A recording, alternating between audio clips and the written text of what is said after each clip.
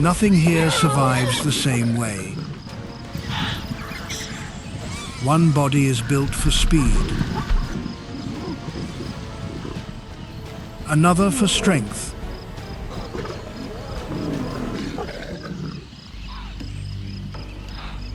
another survives by waiting.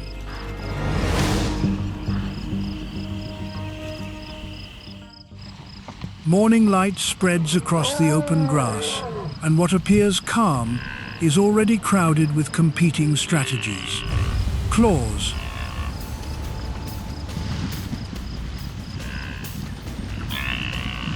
horns, teeth, numbers, patience. Each is an answer to the same problem: stay alive.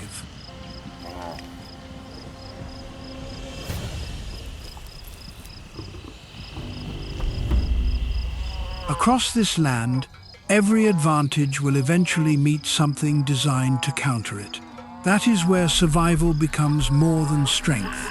It becomes timing, judgment, adaptation. And before this day is over, every strategy will be tested against another.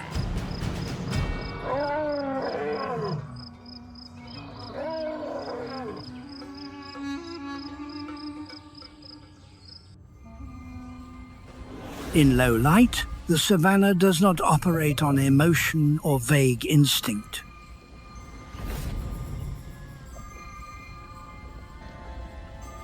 It operates on a strict mathematical system known as cost-benefit analysis of survival.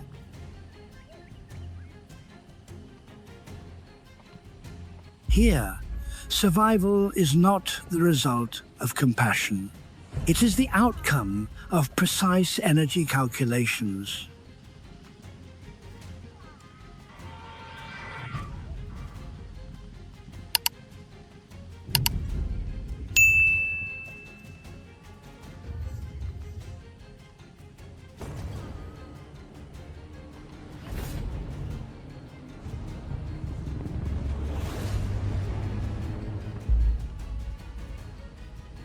Every sprint by prey consumes calories. Every strike by a predator carries a risk of injury.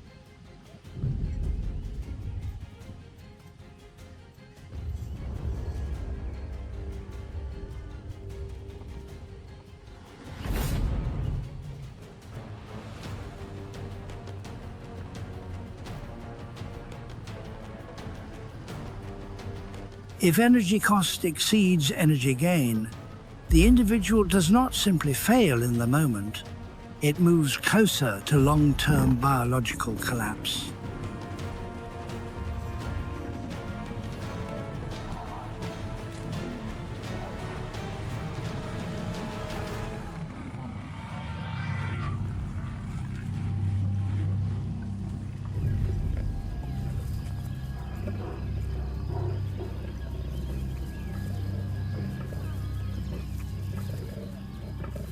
Within the power structure of the savanna, lions are the only large cats that operate through a stable and highly organized social system.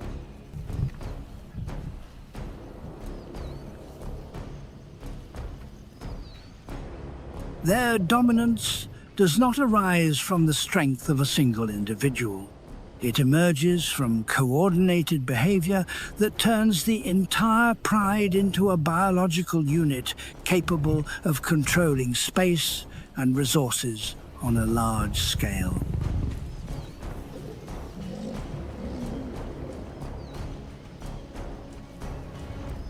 The survival foundation of a lion pride lies in the male coalition, usually composed of 2 to 4 adult males.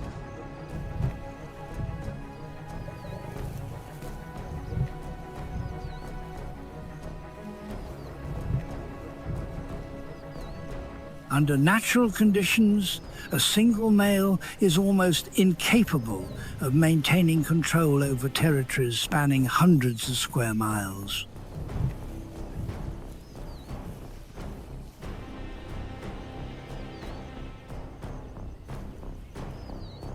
Pressure from rival males and the requirement to protect cubs make solitary dominance biologically unsustainable.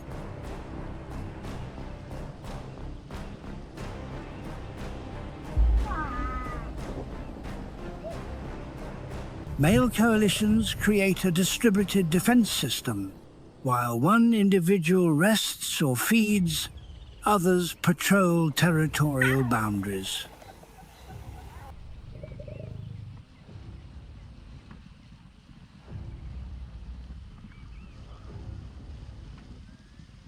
This activity includes scent marking through urine and the production of low-frequency roars that can travel several miles under favorable atmospheric conditions.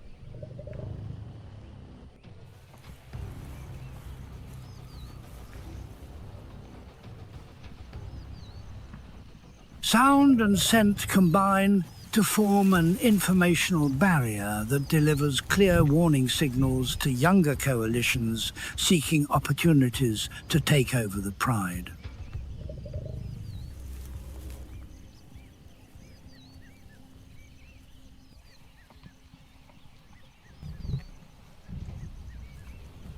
The more stable the coalition, the longer the period of territorial control. This stability is critical because it determines cub survival.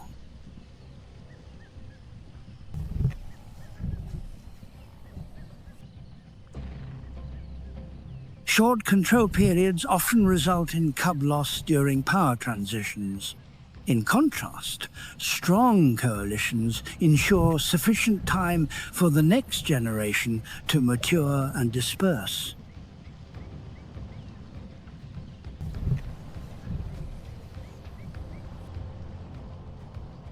From a biological perspective, this strategy maximizes gene transmission in a highly competitive environment.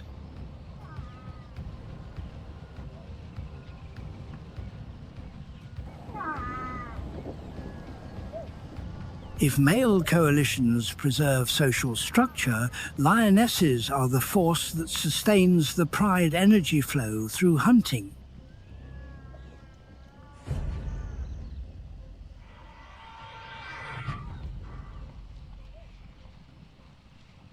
Their hunting activity is not random. It is organized through clear role allocation.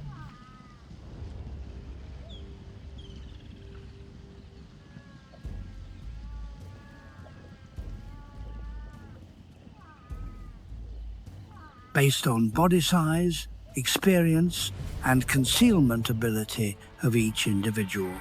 One of the most effective strategies is the two-flank encirclement.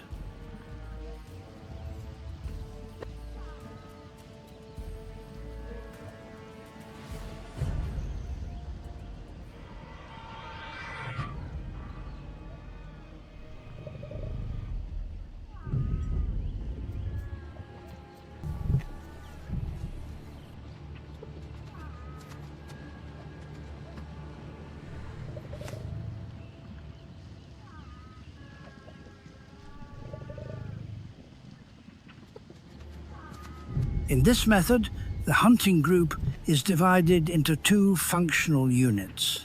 The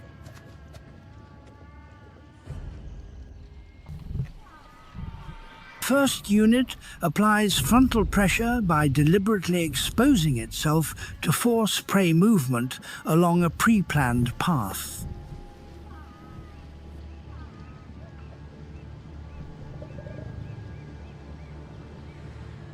The second unit remains concealed within terrain blind zones and holds position.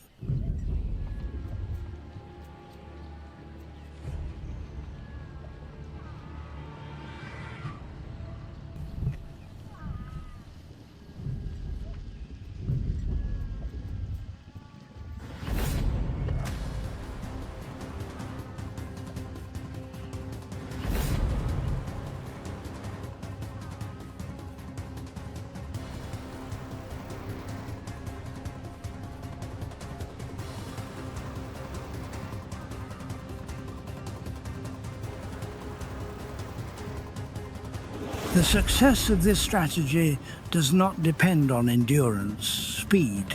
It depends on reducing detection distance to a minimum and synchronizing the moment of acceleration.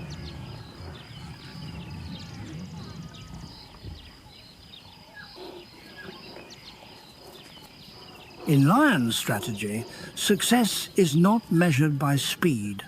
It is measured by the ability to convert the opponent's strength into a structural liability.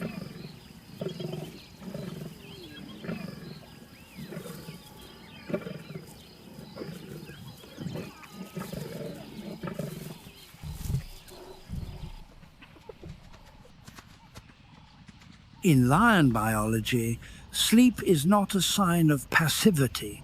It is a thermodynamic survival strategy optimized through hundreds of thousands of years of evolution.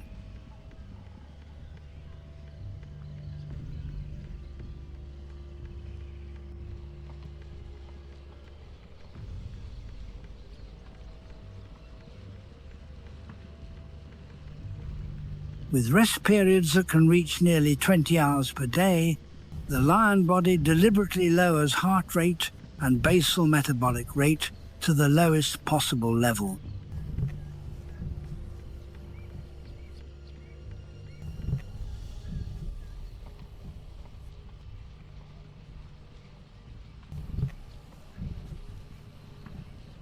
This state limits energy loss in an environment where every calorie has survival value.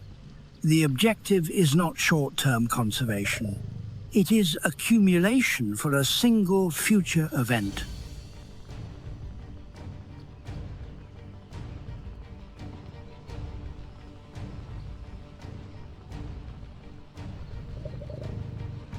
An adult lion expends several thousand calories each day simply to maintain basic life functions.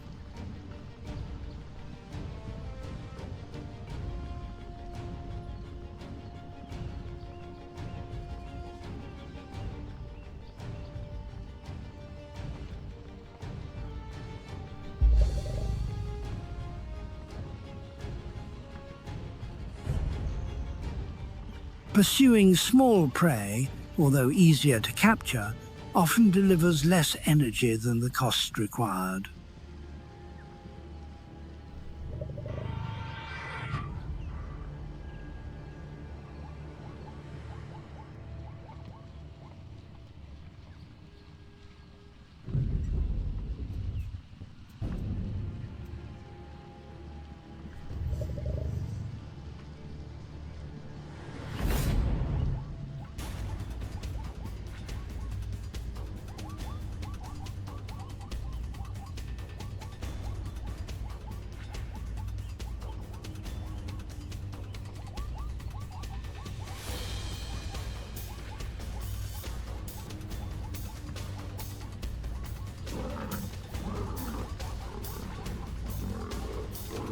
These are biologically inefficient outcomes that cannot be sustained over time.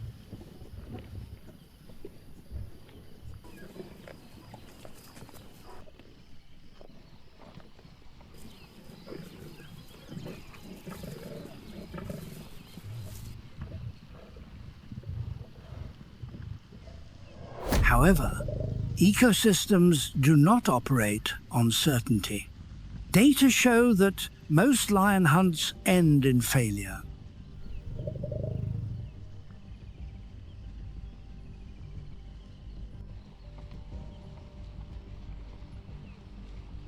Each missed attack is not only a lost feeding opportunity, but a direct depletion of biological reserves.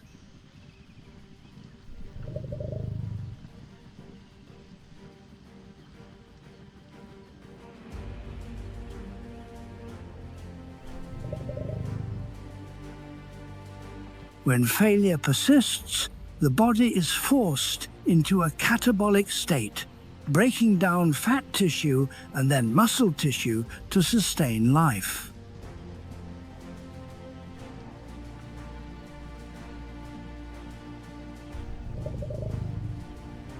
At this stage, hunting capability declines further, creating a biological spiral that is difficult to reverse.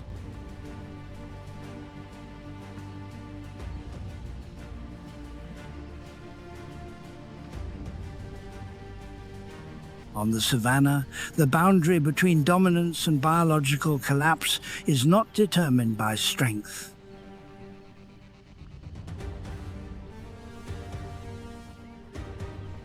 It is determined by energy management and precision during brief, explosive moments.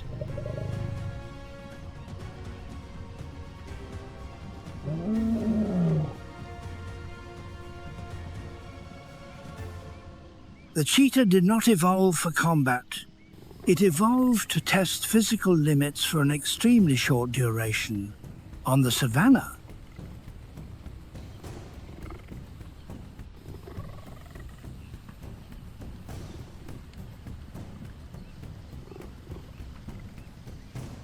this species does not rely on strength or endurance.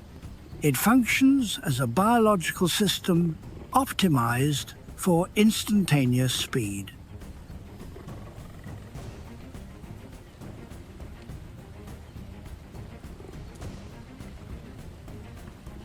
Every aspect of the cheetah body reflects a single objective.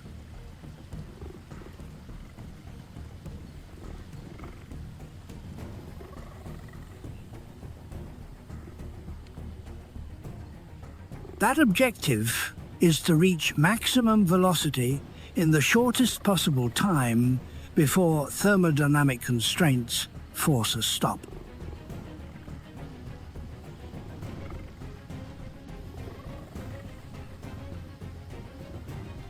At the center of this system is a highly flexible spine.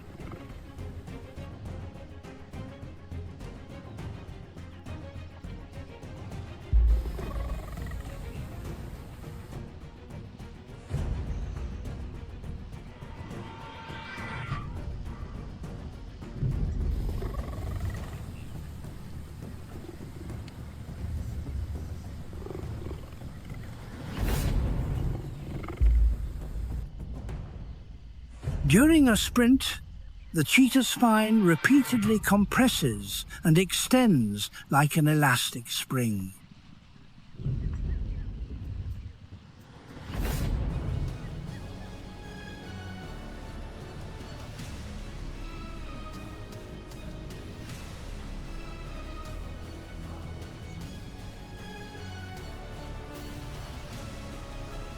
This motion allows a stride length that exceeds that of other large cats.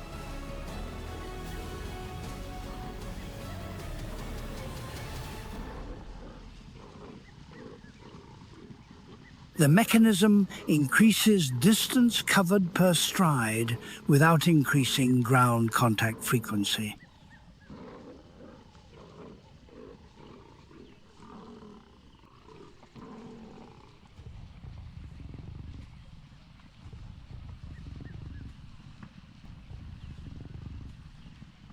At high speed, there are moments when the entire body leaves the ground. This reduces terrain resistance and improves conversion of metabolic energy into forward motion.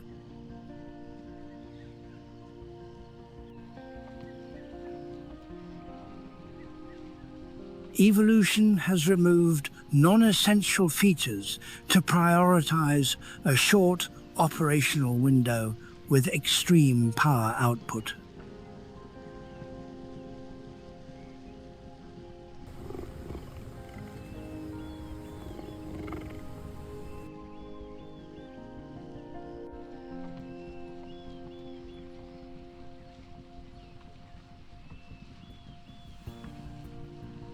To supply muscles operating at such intensity, the cheetah respiratory and circulatory systems operate near maximum capacity.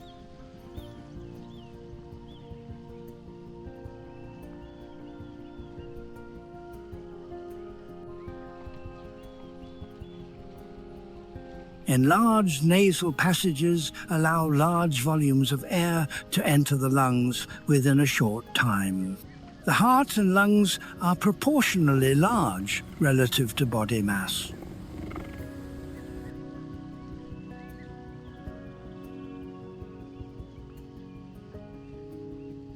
This ensures rapid oxygen delivery to muscle tissue under extreme load. Unlike most cats, the cheetah claws do not fully retract. This is not a limitation, but a deliberate biological trade-off.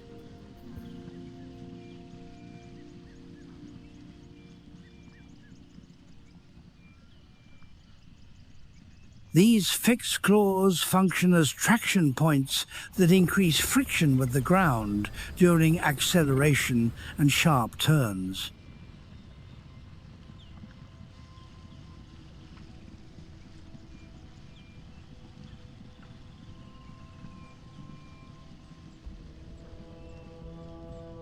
After each sprint, the cheetah requires extended time to reduce heart rate and cool the body. During this recovery phase,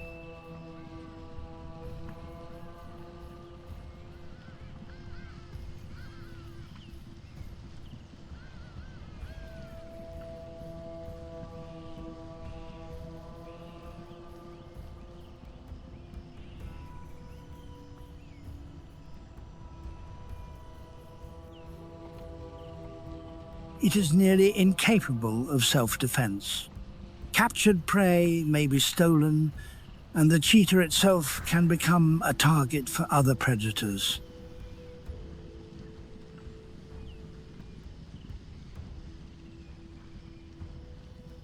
On the savanna, the cheetah does not fail due to lack of speed. It fails when physics and biology reach their limits at the same time.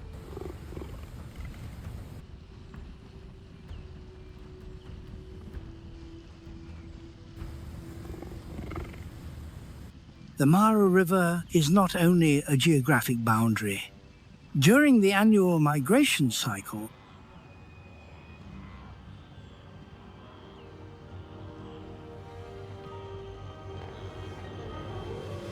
it becomes a convergence zone where extreme biological demand collides with the highest mortality probability on the savanna.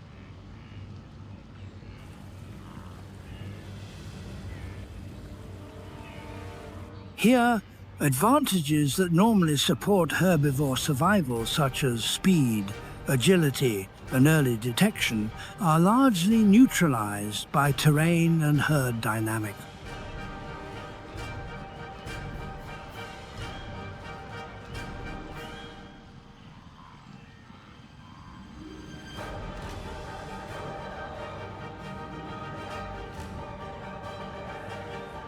The convergence of millions of wildebeest at river crossings is not random.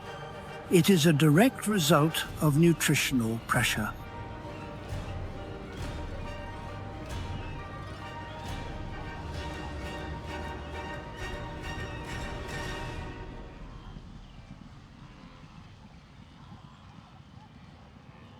When southern grasslands are depleted, herds are forced to move north to access younger, higher energy forage.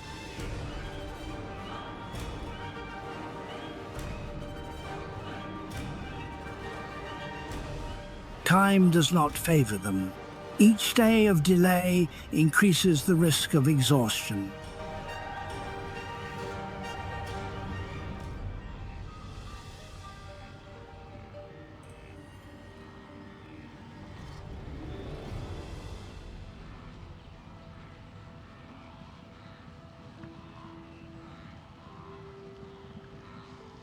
When the first individual slips down the riverbank, that event does not function as leadership.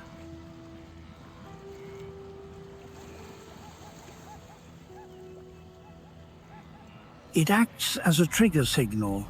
Imitative response spreads faster than individual risk assessment. The crowd becomes a flow.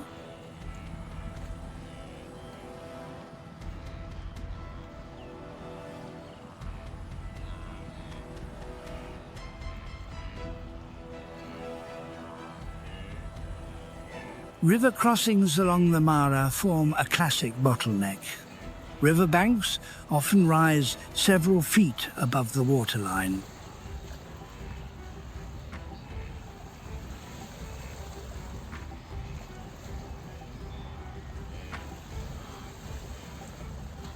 They are steep and coated with slick mud from rainfall and abrasion caused by previous herds.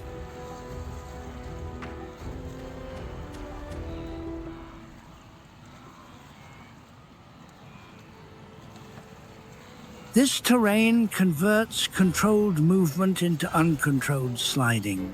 Once descending, wildebeest lose control of their center of mass.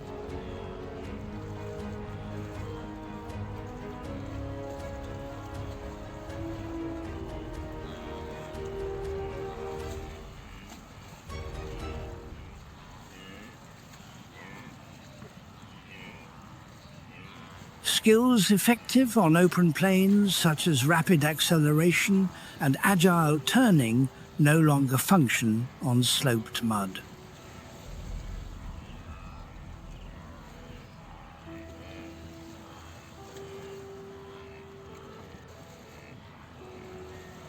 At this stage, prey enters a state of maximum vulnerability. Below lies fast-moving water. Above lies a continuous collapse of mass.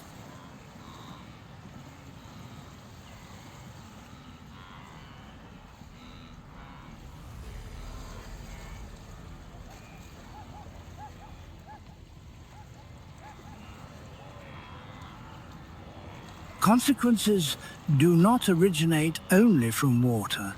Mechanical impacts cause fractures, joint dislocations, and soft tissue injuries. Healthy individuals can become immobile within seconds.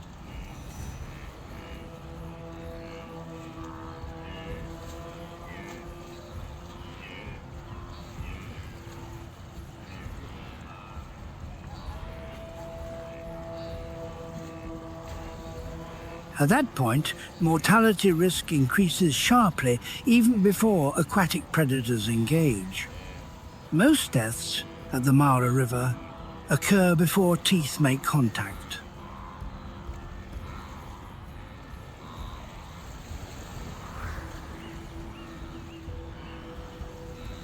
When individual density exceeds spatial tolerance, collective movement shifts from order to chaos. Fear propagates faster than any directional signal.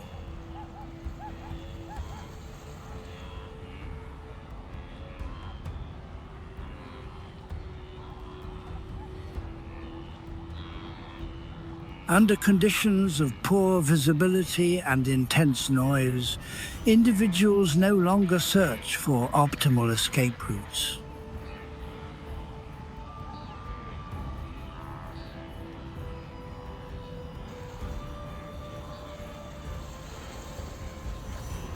Behavior shifts to climbing, pushing, and trampling. Weaker individuals or those trapped in lower positions are rapidly compressed by mass above. Death occurs through suffocation, cervical trauma, or acute exhaustion. This is not a deliberate event. It is the statistical outcome of a system in overload.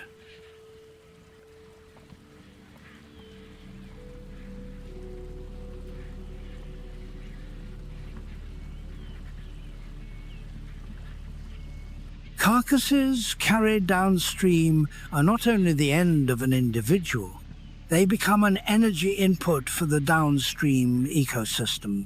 Nutrients are released.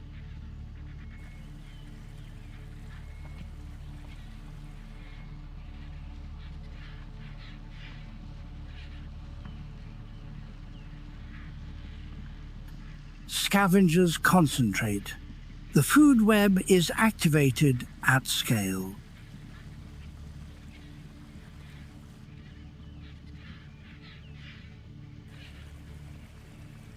At the Mara River, death carries no moral meaning. It is the result of pressure, terrain, and collective behavior intersecting at the same moment. This is why the area is defined as the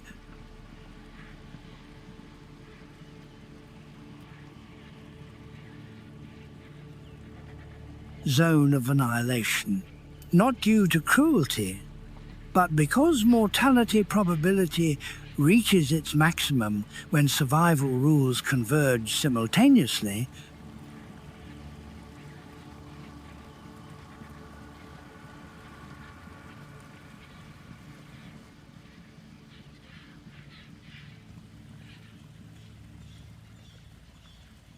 Within the Maasai Mara ecosystem, the leopard represents a survival model fundamentally different from lions or wild dogs.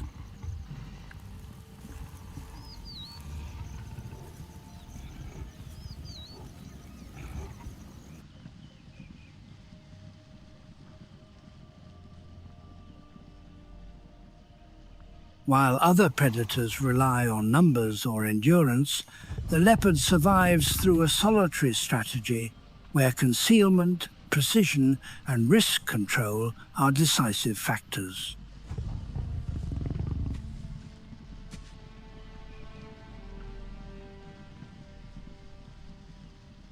Leopards possess coats marked with complex patterns known as rosette. These patterns are not aesthetic features.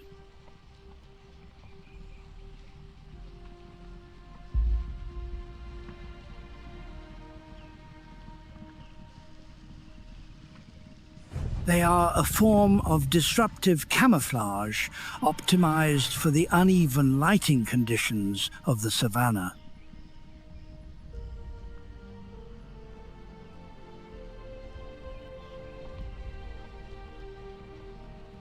Beneath acacia canopies, sunlight is fragmented into constantly shifting patches of light and shadow. Under these conditions,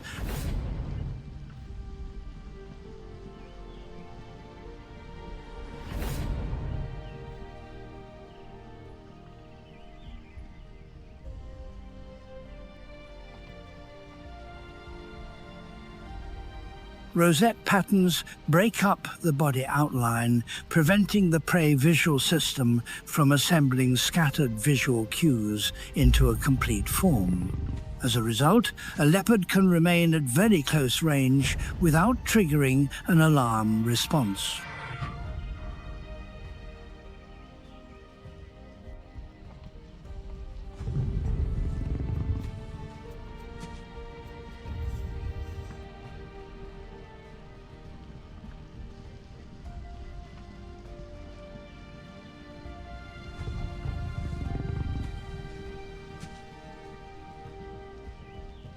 This mechanism does not rely on disappearance. It relies on deceiving the shape recognition process of the prey visual nervous system. Through this adaptation, leopards can approach prey within only a few feet, even in daylight, without requiring dense physical cover.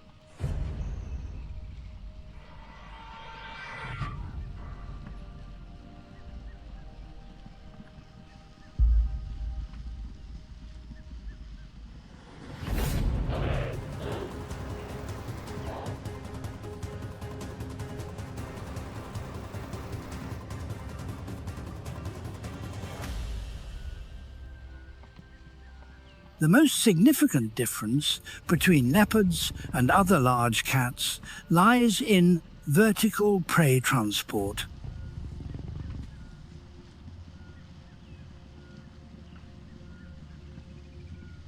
Leopards have evolved an exceptionally powerful shoulder, neck, and back musculature system. They can haul prey weighing several times their own body mass, such as a fully grown impala, to heights exceeding 15 feet.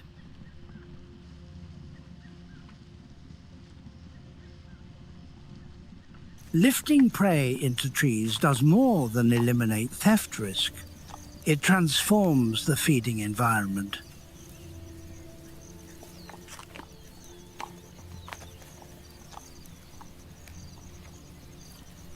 At elevation, the carcass becomes a protected energy reserve, allowing the leopard to feed gradually over several days.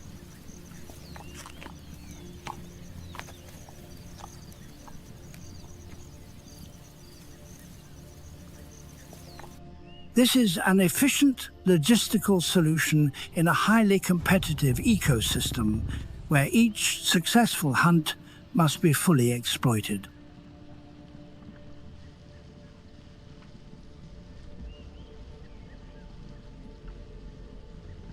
A solitary lifestyle places leopards under a distinct risk profile.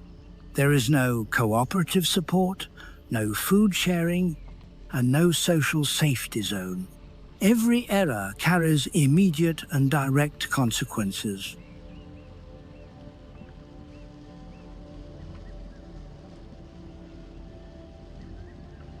A minor leg injury reduces silent approach capability. A broken tooth eliminates effective tracheal locking. A strong impact of the chest can restrict breathing. In all cases, hunting efficiency declines immediately.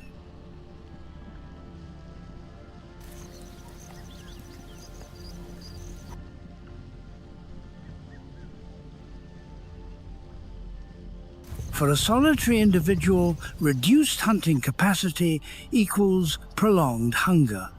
Prolonged hunger prevents sufficient energy allocation for injury recovery.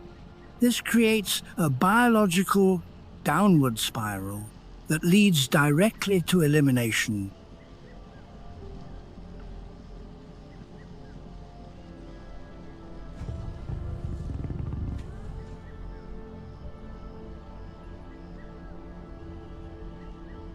For this reason, the leopard is the most risk-averse predator among apex hunters. Leopards do not seek balanced confrontations.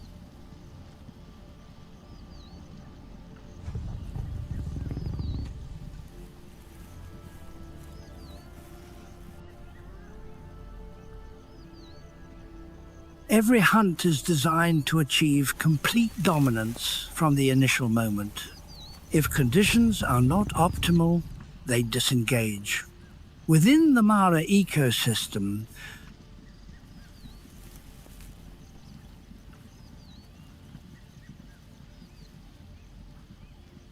leopards do not persist through superior strength. They persist through minimizing risk to the lowest possible level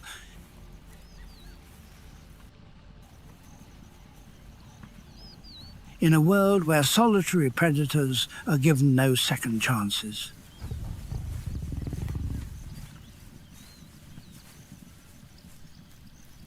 Across the Maasai Mara savanna, some species do not operate within conventional predator-prey logic.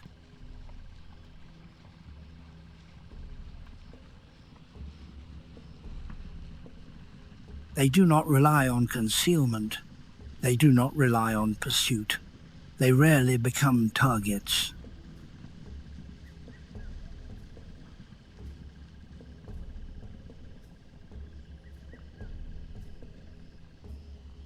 Their dominance comes from size, physiology, and behavior.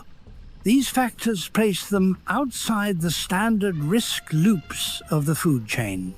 African elephants do not dominate through offensive weapons.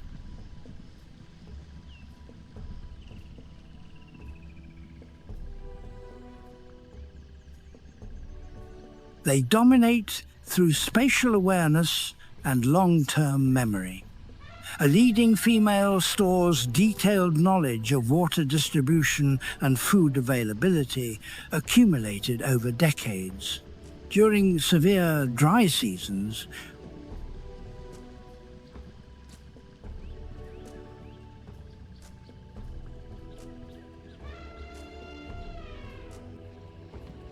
when surface water disappears, this internal database determines the survival of the entire herd.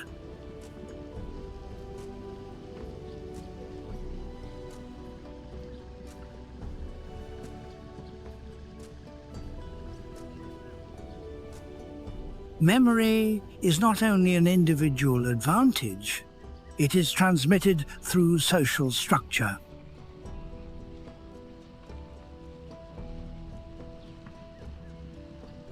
Younger generations learn optimal movement routes and rare subsurface water locations.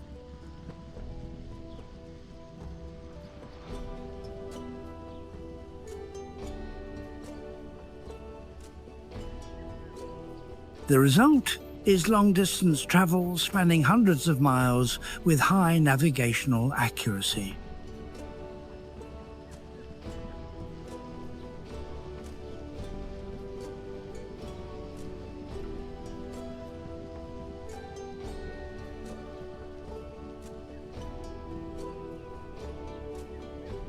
This represents a form of biological routing refined over time.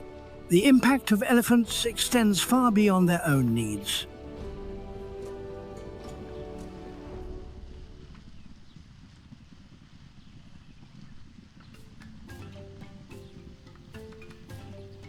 By breaking trees, opening pathways, digging and compacting soil, elephants restructure the landscape.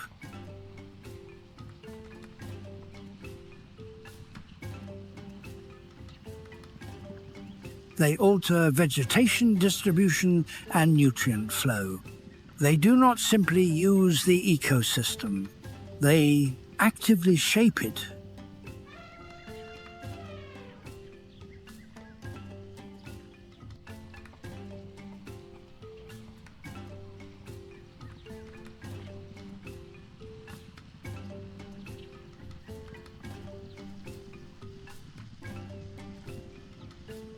If elephants represent cognitive dominance, hippopotamuses represent territorial dominance.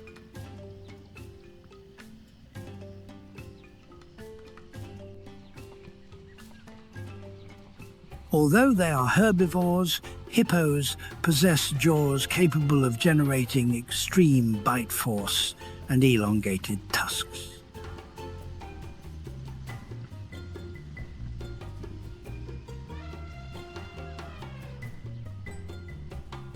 These tusks are not used for feeding.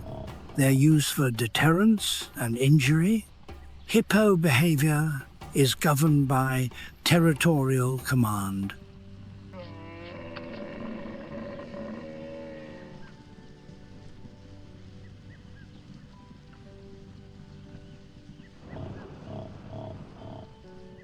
Water access points and river sections are non-shareable resources.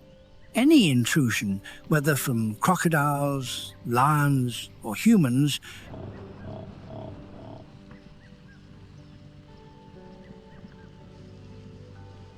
triggers exclusion behavior. With massive body mass and thick skin, hippos function as moving physical force within aquatic and shoreline environments.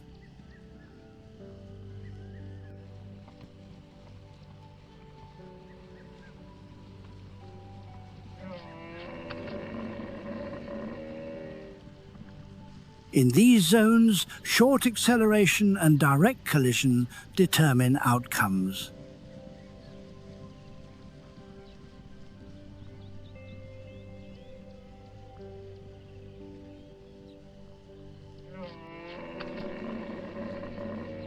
In an efficiently operating ecosystem, ultimate authority does not always belong to the sharpest teeth.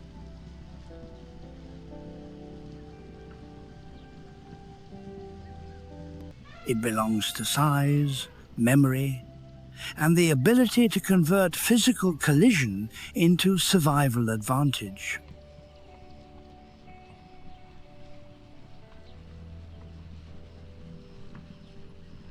While large cats rely on short explosive bursts, African wild dogs and spotted hyenas represent an opposing survival strategy based on endurance.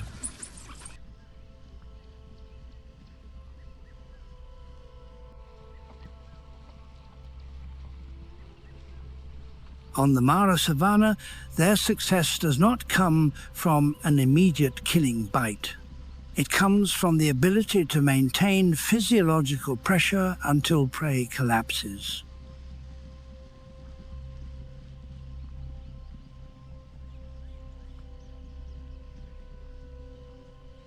African wild dogs are among the most efficient predators on the savanna, with success rates higher than many other apex predators.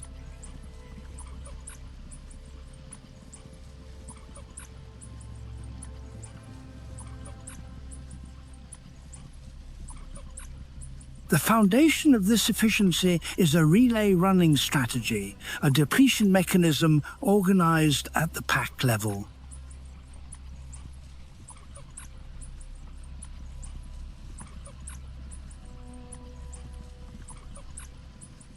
Instead of committing all energy to a single sprint, the entire pack maintains continuous pressure.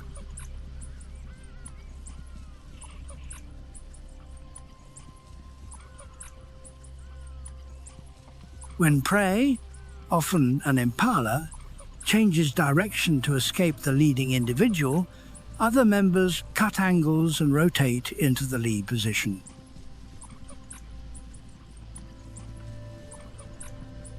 This rotation allows the pack to sustain high speed over long distances while individual members recover partially.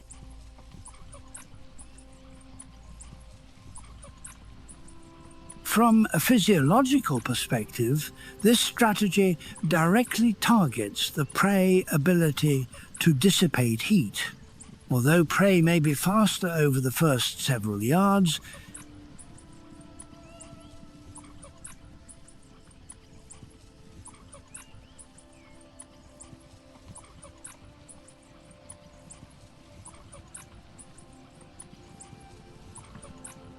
it lacks sufficient recovery time to reduce heart rate and cool the body.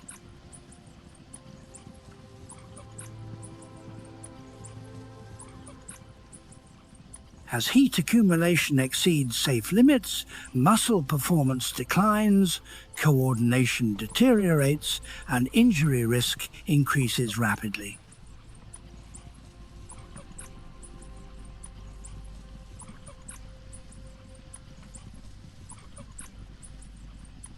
The hunt ends not through direct confrontation, but through physiological failure.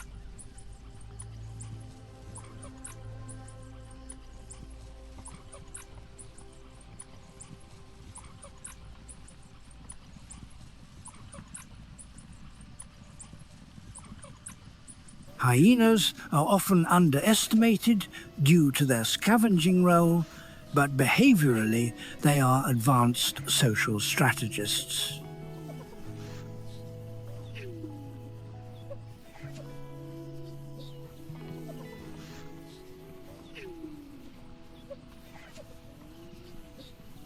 Hyena society operates under a matriarchal structure in which females hold dominant positions.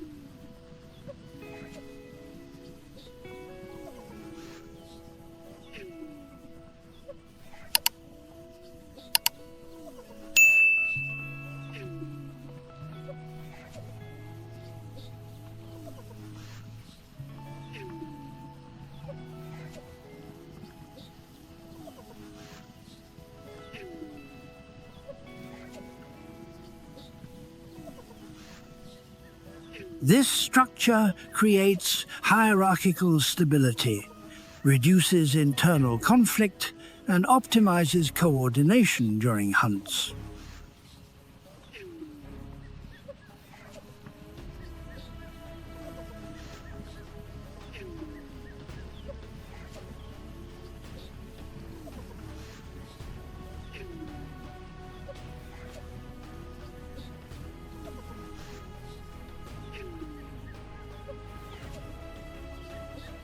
Hyena communication systems are highly complex.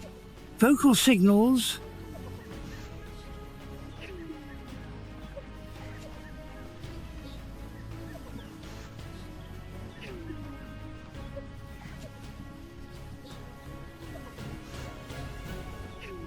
often misinterpreted as laughter, transmit information about prey type, distance, and required mobilization level.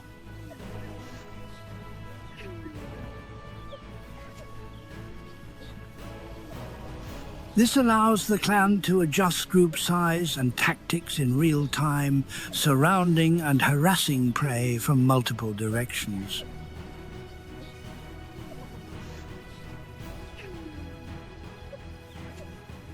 Rather than seeking a rapid kill, hyenas erode stamina and concentration.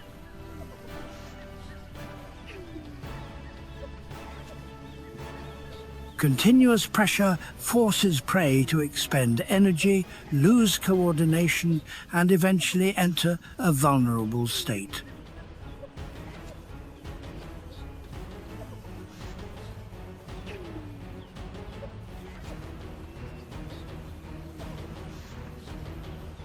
In this context, success is the result of collective intelligence rather than individual strength.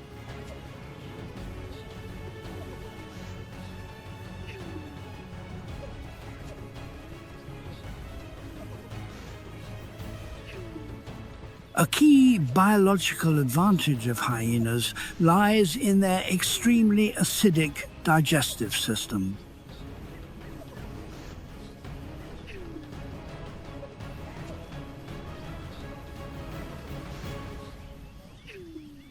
Their stomachs can dissolve bone, teeth, and horns, materials left behind by most other predators.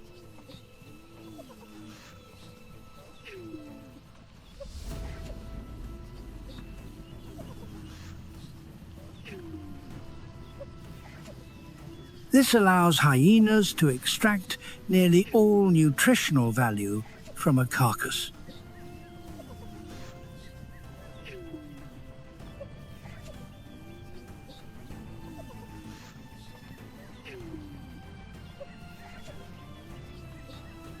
From an ecosystem perspective, this functions as an efficient cleanup mechanism.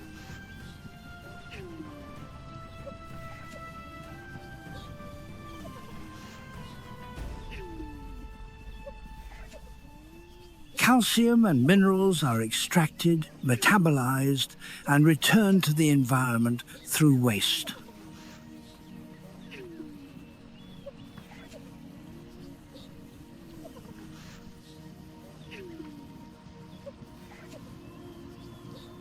This process contributes to soil nutrient renewal.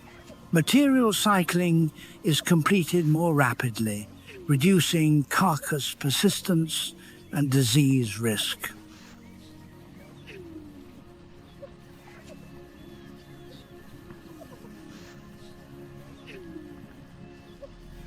At the Mara, wild dogs and hyenas demonstrate that speed is not always decisive.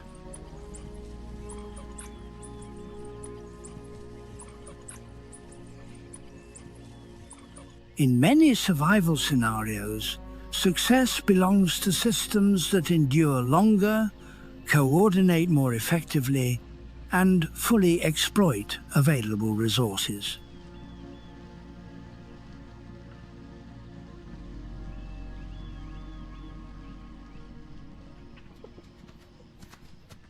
In the Maasai Mara ecosystem, death is not the endpoint of energy flow.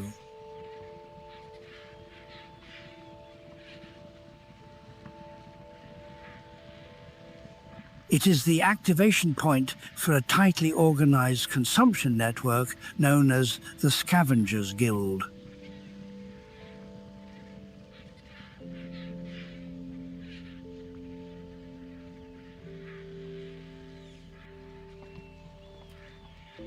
Within this system, scavenging species, especially vultures, play a critical role in biological cleanup, and in closing the material cycle.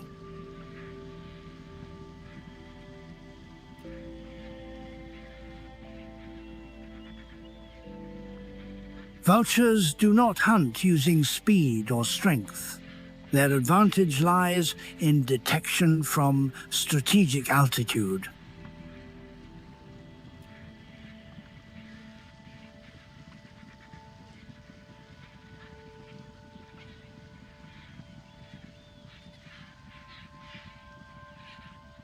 Instead of constant flapping, they exploit rising columns of warm air known as thermals. By circling within these air columns, vultures can gain thousands of feet in altitude at very low energy cost.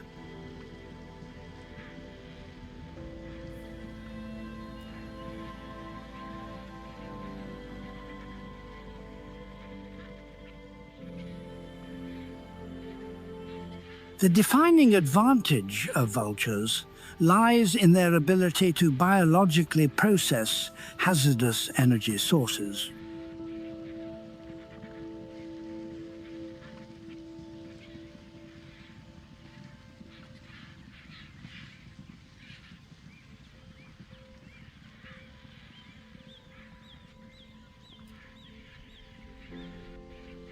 Decomposing meat may contain pathogens lethal to most mammals.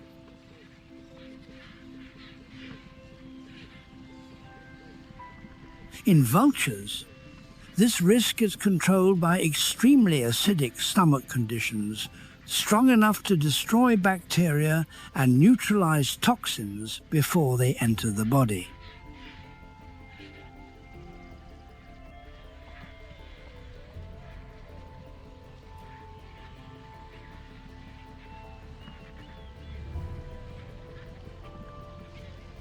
This differentiation shortens carcass persistence time. It limits flies, bacterial growth, and the risk of disease outbreaks.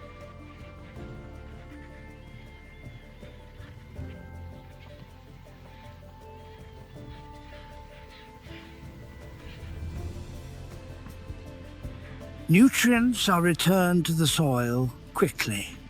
This process maintains cleanliness and stability across the savanna. Vultures are not merely scavengers.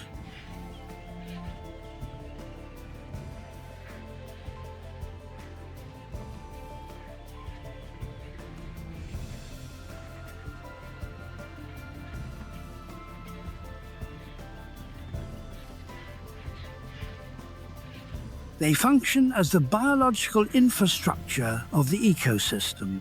They ensure that death is efficiently converted into future life. The process is rapid, safe, and leaves no hazardous residue.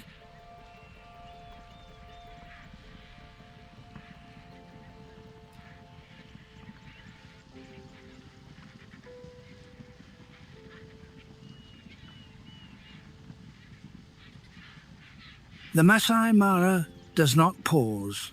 When the sun sets, a new energy cycle begins immediately. The death of an individual is not an endpoint.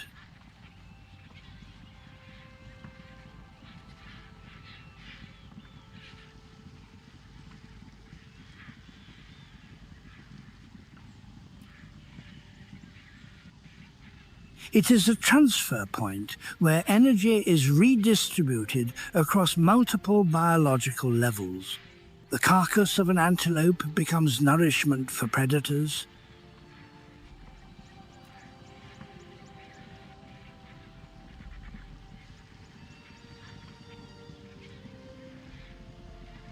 Scavengers, and ultimately microorganisms that enrich the soil.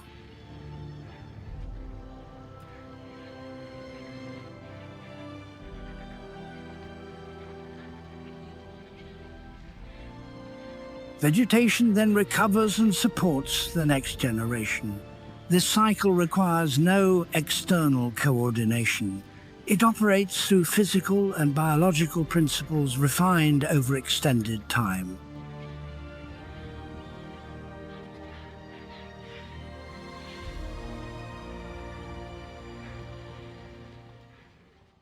temperature rises rapidly.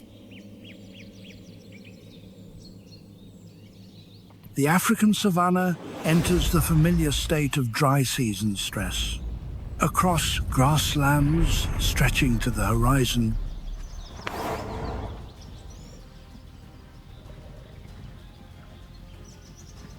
morning light moves low over the grass, revealing an open and exposed landscape with no cover.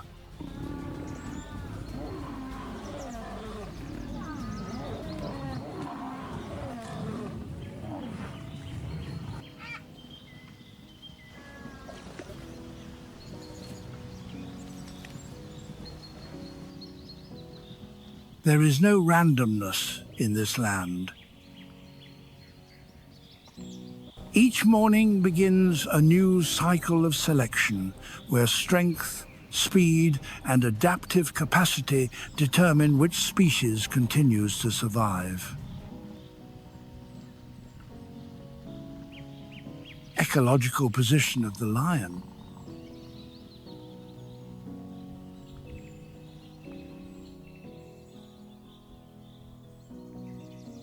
On the vast savanna, lions occupy the highest position in the food chain.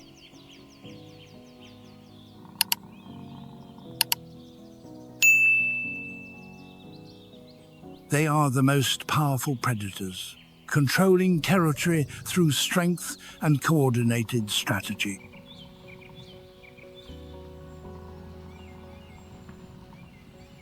An adult male lion can weigh close to 419 pounds, with a golden brown coat that blends into the grassland and allows approach without detection.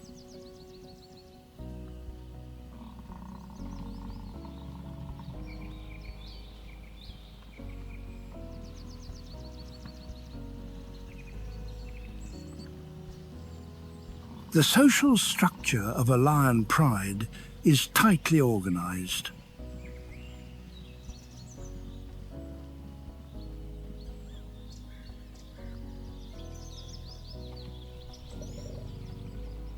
Each individual holds a specific role and works in coordination to maximize hunting efficiency and territorial defense.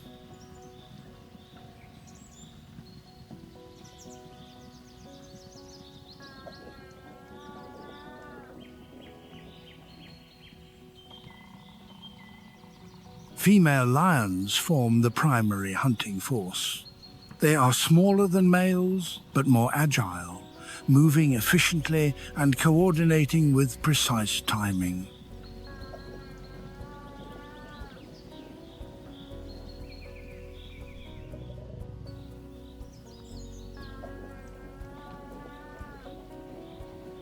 During a hunt, each individual contributes to the overall tactic.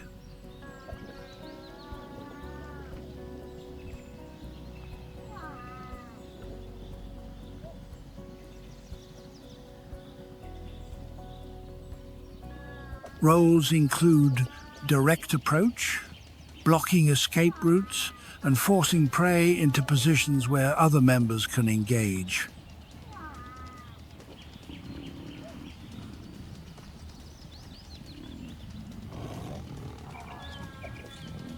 These hunting skills are not recent developments. They have been refined over thousands of years of evolution, ensuring pride survival in harsh conditions.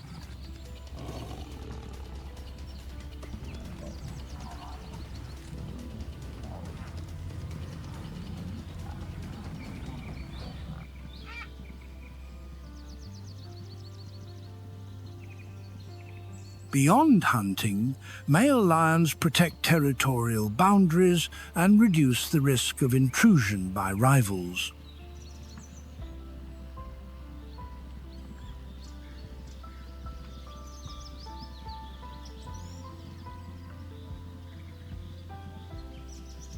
Female lions, while hunting, also care for and protect offspring.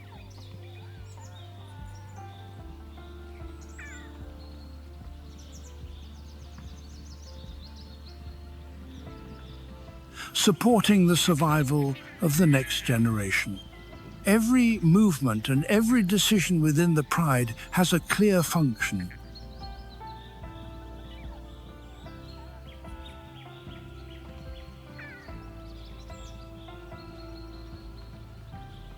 This includes selecting resting sites, choosing hunting targets, and defining defensive responses.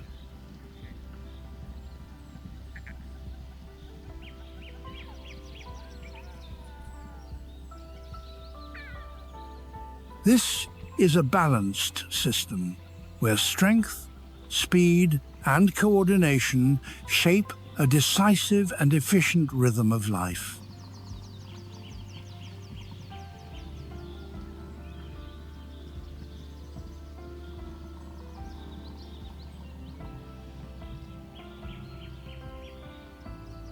It reflects the rules of survival on the savanna, lion hunting strategies.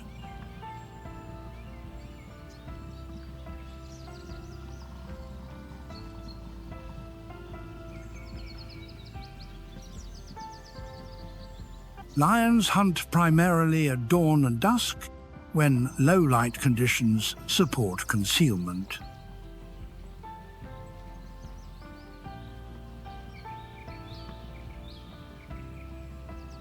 Their hearing and sense of smell are highly developed and can detect prey from distances exceeding 0.6 miles.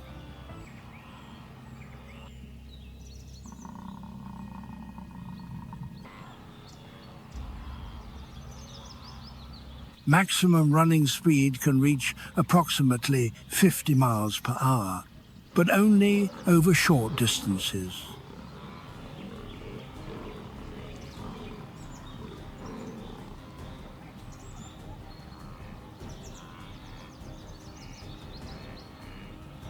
For this reason, lions do not rely on prolonged pursuit. They depend on ambush and coordinated positioning.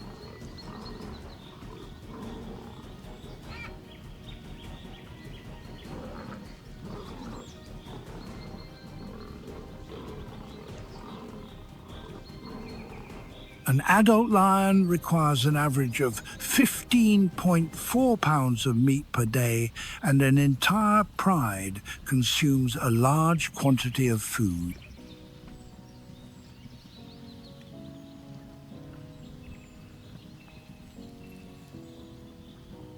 Hunting strategies are structured around coordinated timing to remain efficient and conserve energy.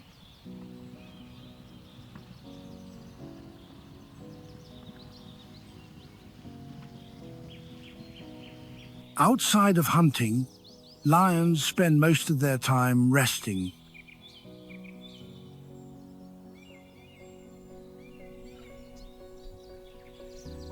They can sleep up to 20 hours per day to accumulate energy for future hunts. Remaining time is dedicated to pride interaction.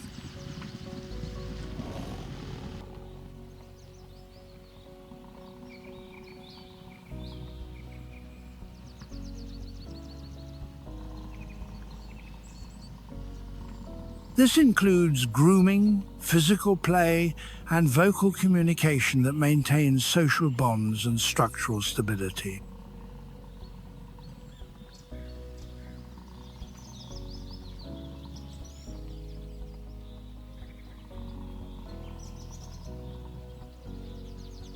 Every activity, from rest to pursuit, serves a strategic purpose tied directly to pride survival.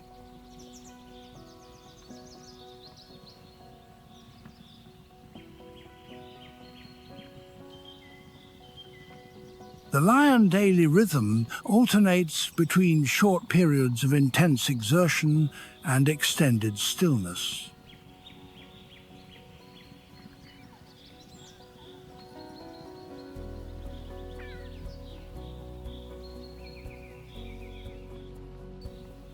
This creates a tightly organized system of hunting and survival that is clearly observable on the savanna.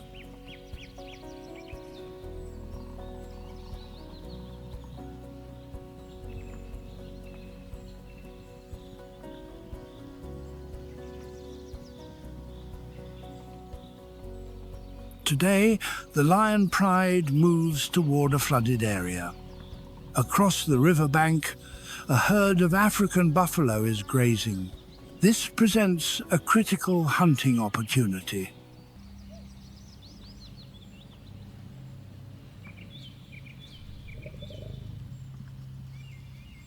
African buffalo possess sharp horns, strong bodies, and a highly developed herd defense response. They are not easy targets.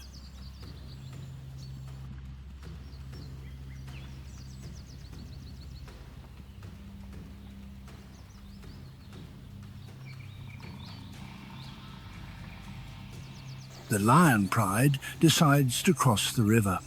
The current is strong, but each individual enters carefully.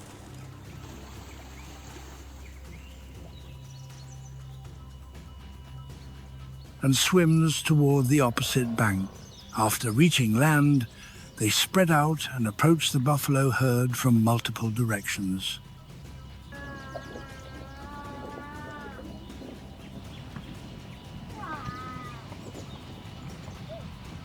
The buffalo detect the threat and begin to move. The chase begins. Despite their heavy build,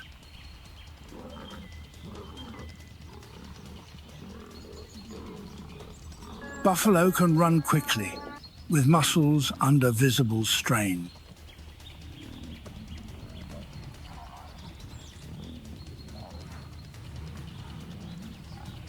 The lions focus on the weakest individual to identify an effective point of attack.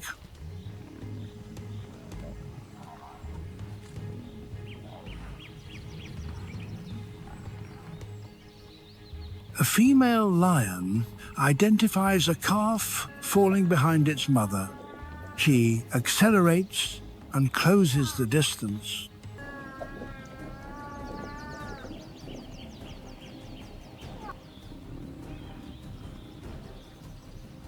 The mother buffalo turns immediately and counters with her horns. The impact forces the female lion backward and causes injury that requires withdrawal.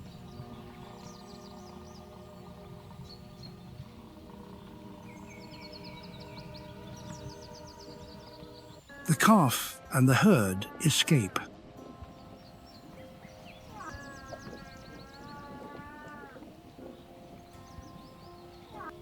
Hunting African buffalo always involves high risk. Injured individuals or failed attempts directly affect pride strategy.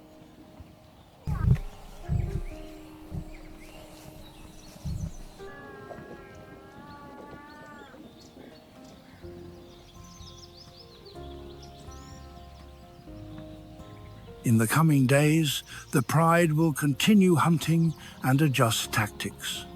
All decisions must account for injury risk.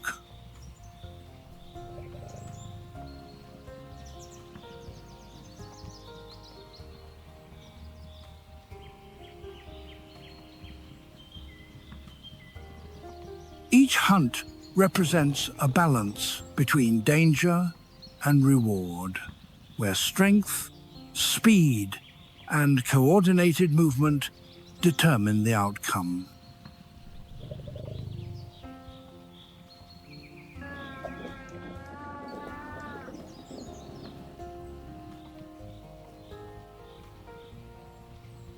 Not far away, a mother giraffe leads her calf in search of grass and water.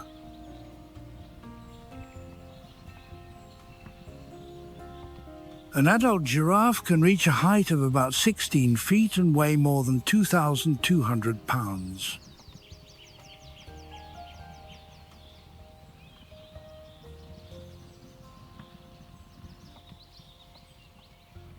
This height allows access to leaves on high branches that other species cannot reach.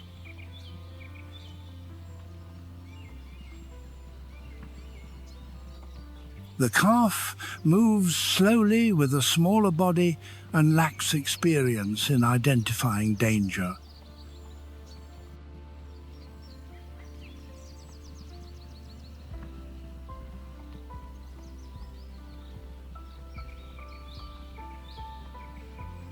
Each step can place it into a high-risk area. The situation becomes critical when they enter a zone where a lion pride is actively patrolling.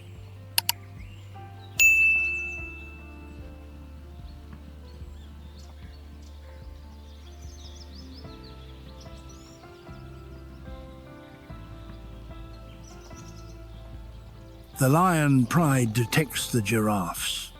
Targets are identified immediately.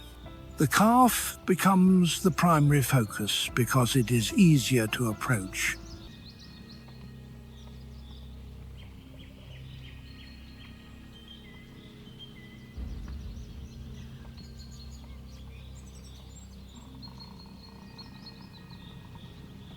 Female lions move slowly while maintaining distance and advancing from the downwind side and nearby vegetation. Each movement is carefully adjusted while waiting for an attack opportunity.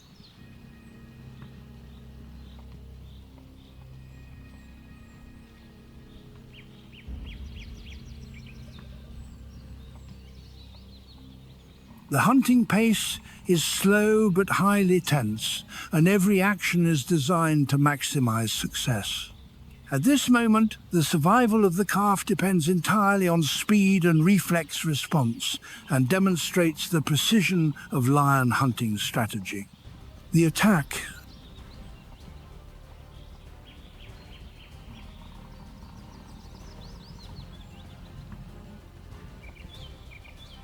Lions surge forward from the grass. The calf has no time to respond.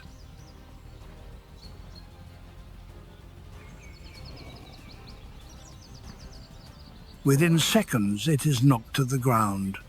A female lion secures the neck, applies pressure, and subdues the prey.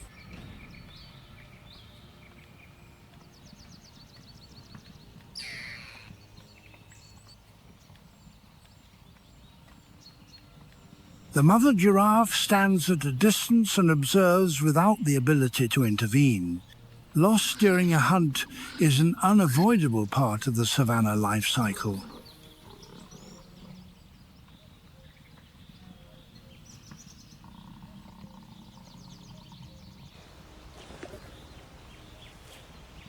The lion pride gathers around the calf and begins feeding.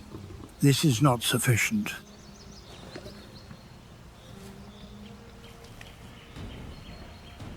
Attention shifts to the mother giraffe still standing nearby. The giraffe immediately moves away and accelerates to nearly 37 miles per hour.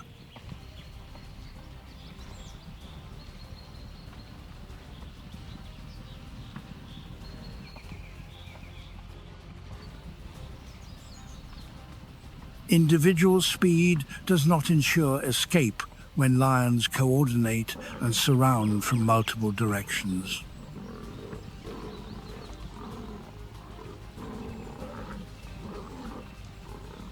The pride blocks retreat routes and gradually restricts movement.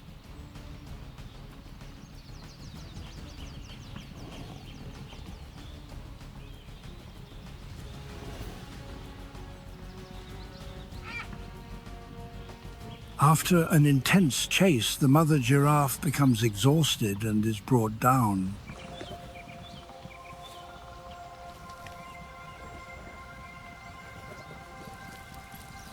Two large giraffes provide enough food to sustain the pride for an extended period.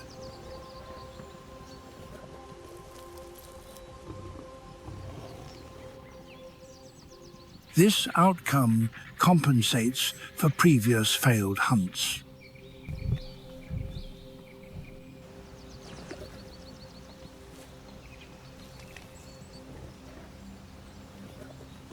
In the wild environment, all processes operate in cycles, including survival, hunting, consumption, and renewal.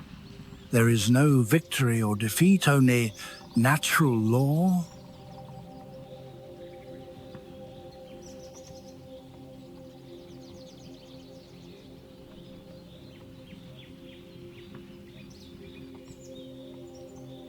Near the riverbank, a female crocodile remains positioned over her nest of eggs.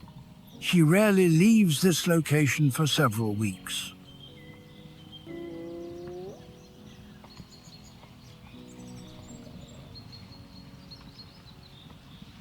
A Nile crocodile can reach a length of nearly 20 feet and weigh more than 1,500 pounds.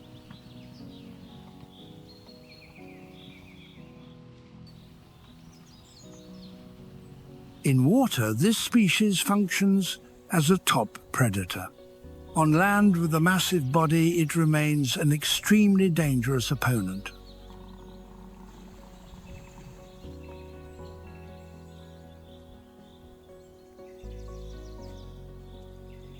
Even so, the lion pride does not attack individually. They coordinate from multiple directions and gradually advance towards sections of the nest.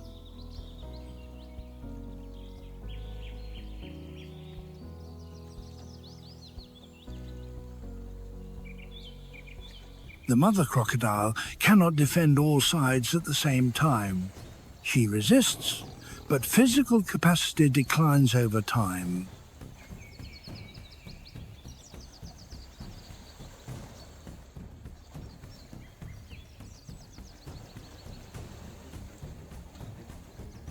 Combined lion strength and coordinated tactics force sustained muscle engagement and rapid energy loss.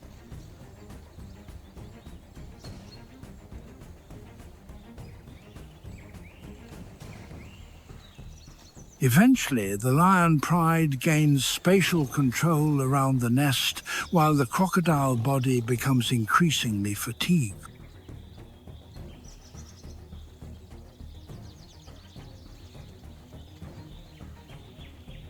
The savanna and open woodlands of Africa form elephant territory.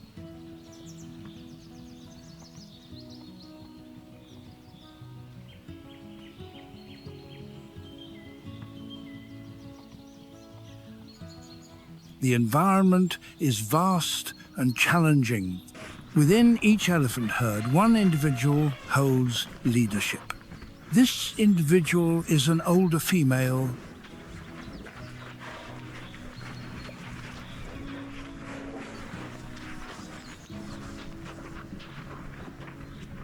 known as the matriarch. The matriarch accumulates experience over several decades.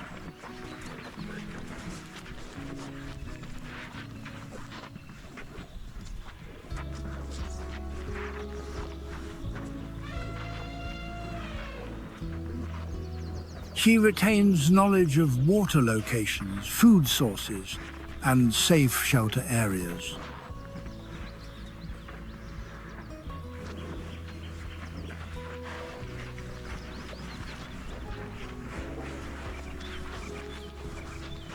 The role extends beyond navigation. She monitors herd movement and protects young individuals from threats.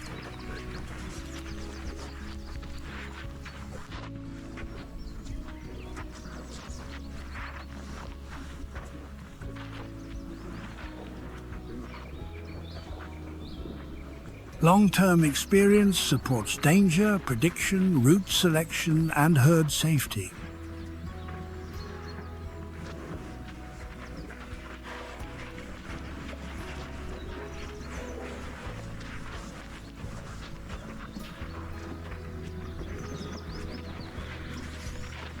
Protective behavior appears in every movement. Grasslands provide food, but also conceal predators.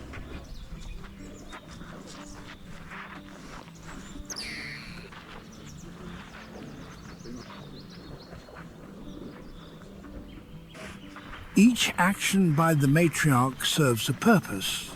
These purposes include maintaining herd stability, protecting calves, and controlling distance from danger.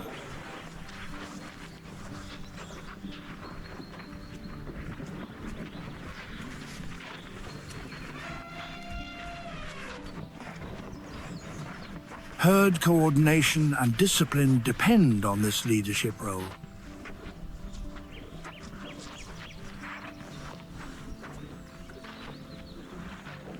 The lead individual determines pace, movement, speed, and response to threats.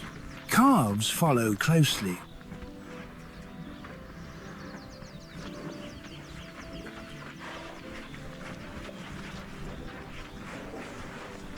The matriarch adjusts formation to reduce risk and maximize survival capacity in the wild.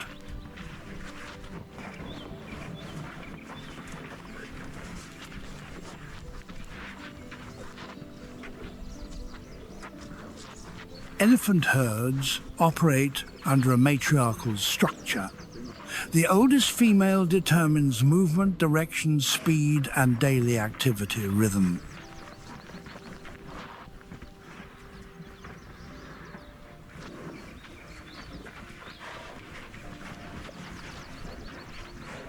Calves learn to locate water, recognize danger, and communicate through ground vibration from the matriarch. This skill supports adaptation to a large and demanding environment.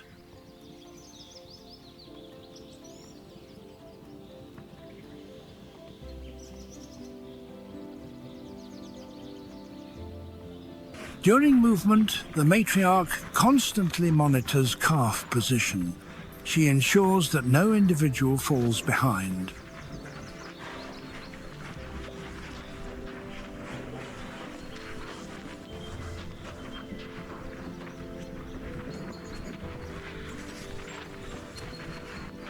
Calves remain within the center of the herd, which provides maximum protection from predators.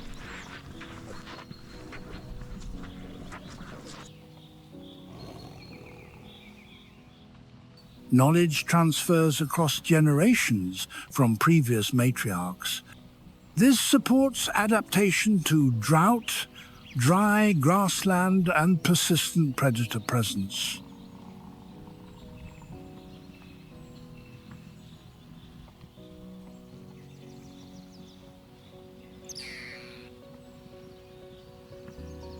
The matriarchal structure enables rapid response to danger.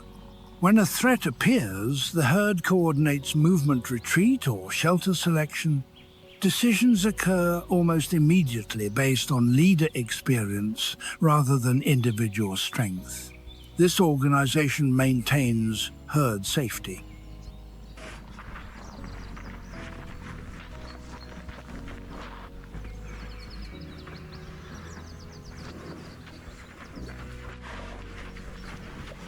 It optimizes survival without leadership conflict through force.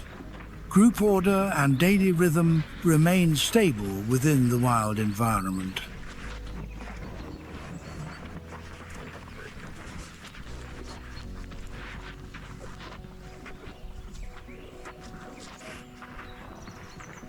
Water determines elephant survival. The matriarch remembers locations of seasonal water sources.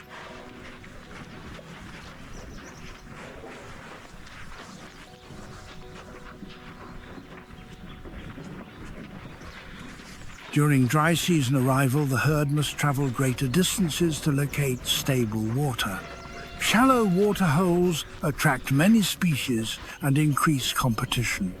The matriarch enters first to assess safety for individuals behind.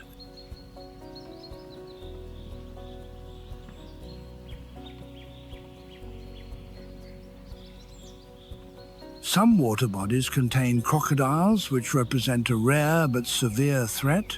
Long-term experience enables avoidance of the most dangerous locations.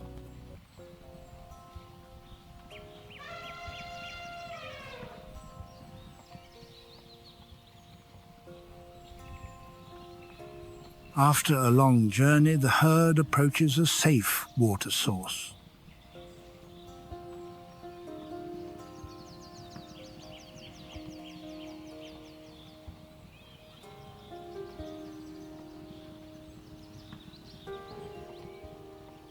Calves continue to move carefully. A single misstep can create opportunity for lions. The matriarch signals and the herd tightens formation. Lions observe but do not attack adult elephants.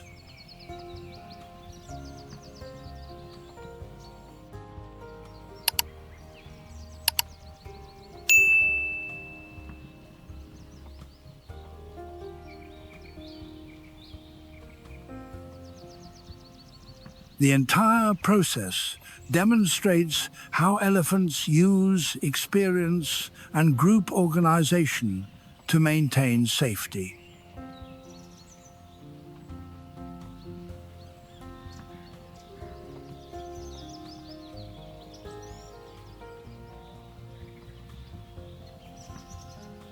Movement, rhythm, waterhole assessment, and calf protection form an effective survival strategy in a harsh environment.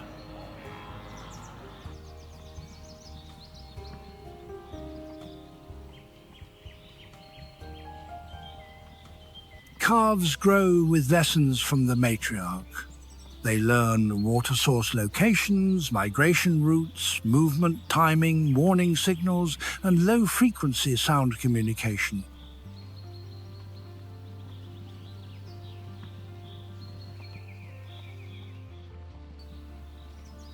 These vibrations travel through the ground and connect the herd across several miles.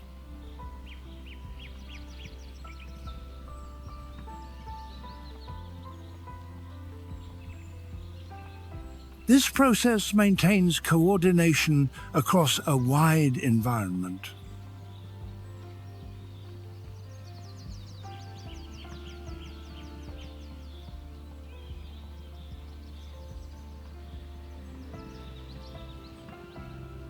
Leadership by the matriarch is based on experience and knowledge rather than physical strength.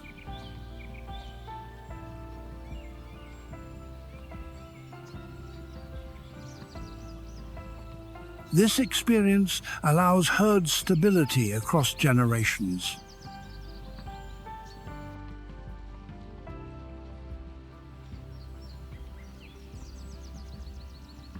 When calves mature, they receive accumulated knowledge and become prepared to assume similar roles.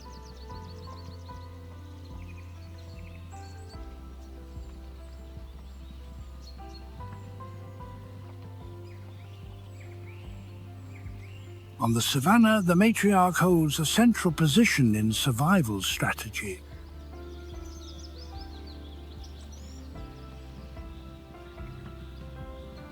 She guides travel, protects calves, optimizes water access, and avoids predators.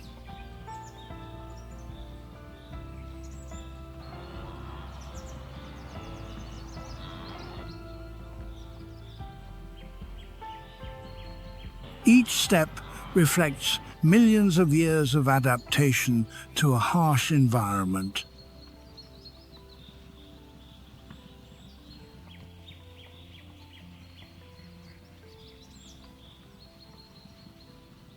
The African savanna is a harsh environment where every organism must adapt to survive.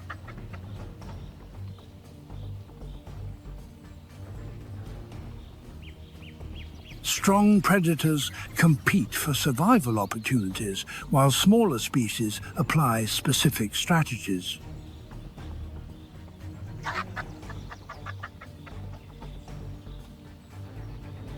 Among these species, the honey badger stands out due to endurance and rapid response.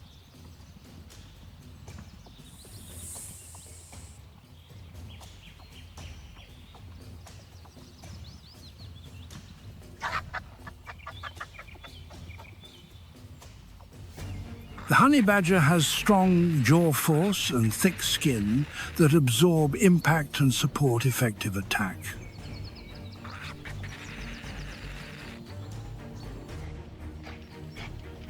Rapid reflexes allow avoidance of predators and immediate counter-response.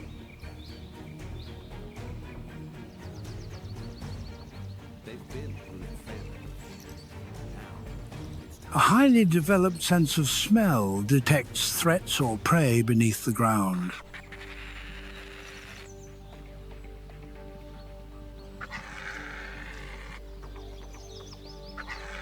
These biological traits make the species a difficult opponent regardless of enemy size.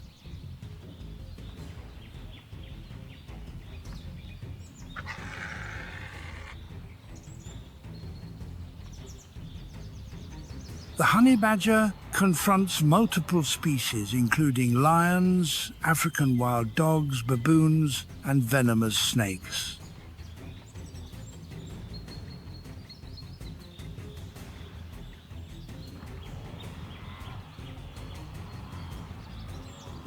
All encounters rely on skill, speed, and body resistance rather than size.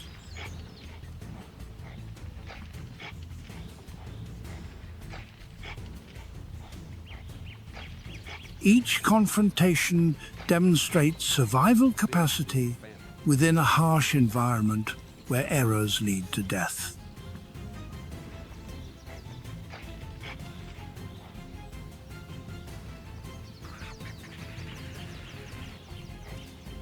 The honey badger is not the strongest species.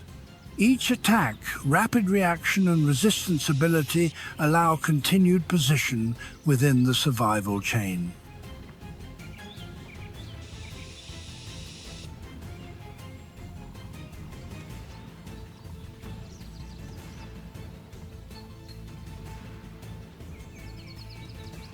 The honey badger does not remain long in one location. The sense of smell continuously scans the surrounding environment.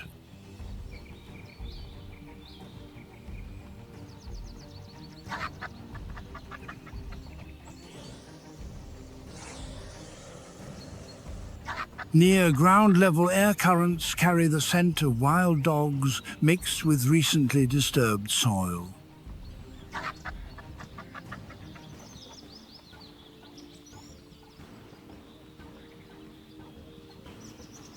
This indicates an active den.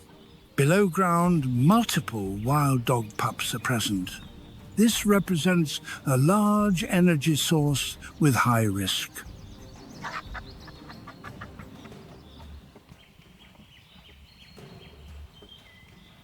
The honey badger approaches cautiously and maintains short distance.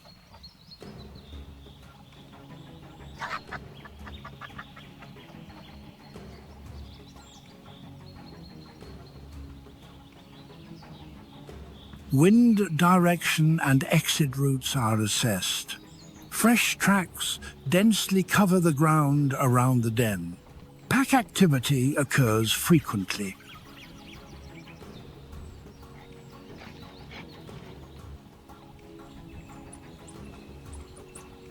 The mother dog appears at the den entrance. Body posture becomes rigid. The head lowers.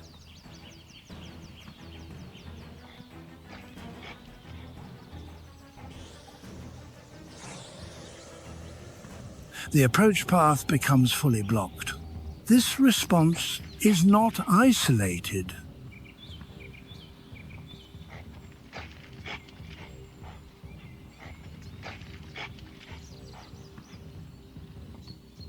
Distant sounds emerge.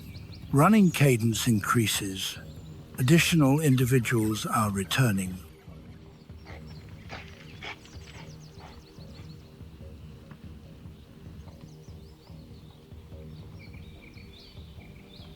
Environmental conditions change rapidly. From a potential target, the area becomes unfavorable for engagement.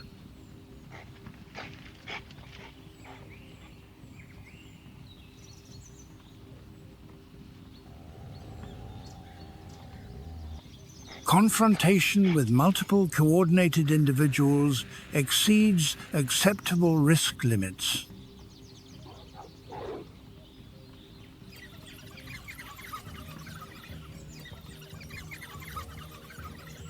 The honey badger exits observation range and shifts to another area with more suitable conditions.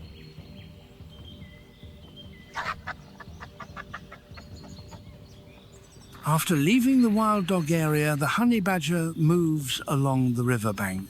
Wind carries the distinct scent of crocodile eggs, strong and clear in the humid air.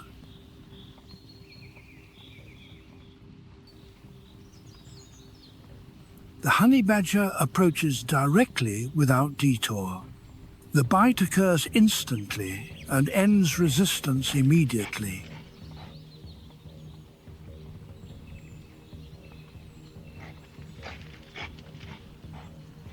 Afterward, sand is scraped aside.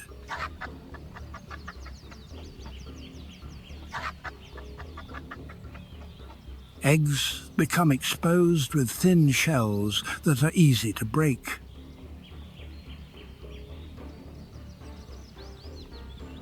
The honey badger processes each egg efficiently. There is no hesitation.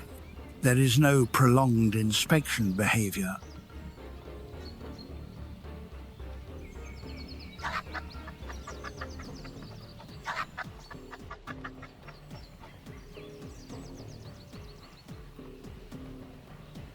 Early daylight gradually covers the African savanna.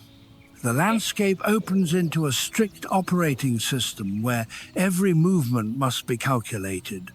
Energy is not wasted.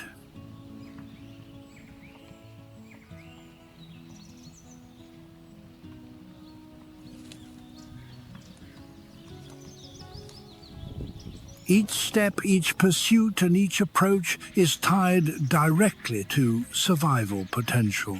Within the same land, multiple animal groups coexist.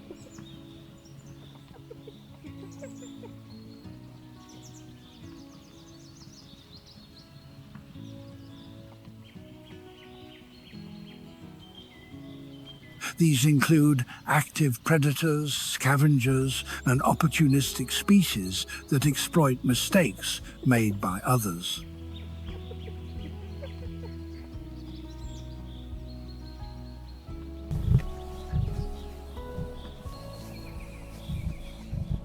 Within this structure, the spotted hyena appears as a distinct component. This species does not remain fixed in a single role. Behavioral flexibility allows survival across varied savanna conditions.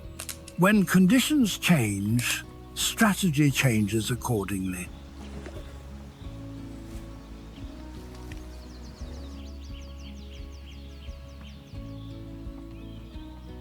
Spotted hyenas are distributed across a wide range of Africa.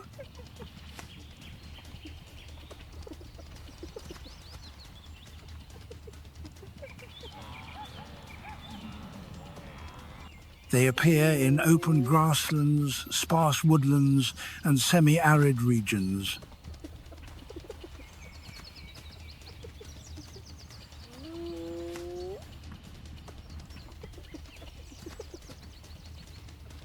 The body structure slopes forward, which supports sustained movement over long periods.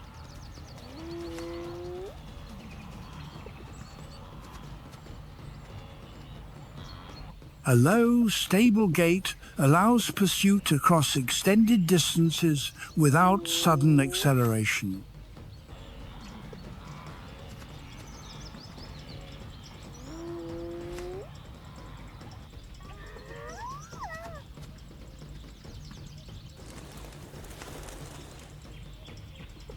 The jaw structure of the spotted hyena generates very high bite force.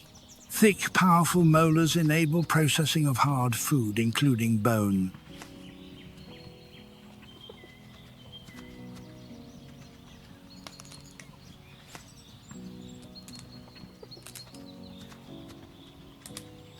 A highly developed sense of smell allows detection of carcass odor from long distance, even when terrain blocks visual range.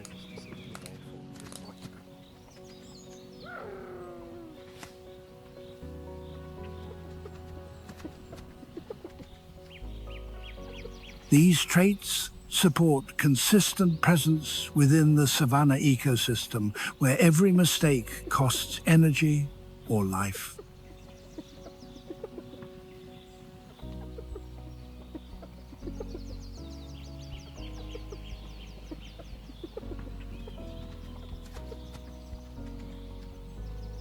Spotted hyenas do not exist as solitary individuals.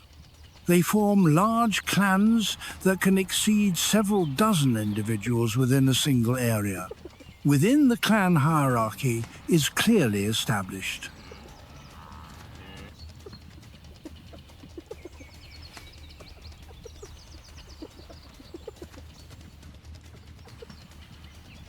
Females hold higher rank, maintain larger body size, and control most key decisions. Rank position directly affects access to food, reproductive opportunity, and juvenile safety. There is no randomness.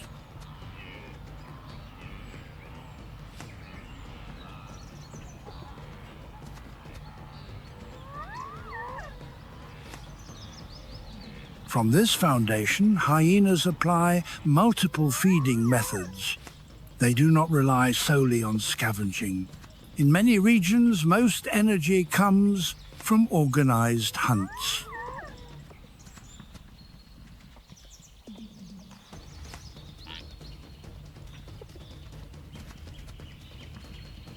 Hyenas move with endurance and track prey across long distances.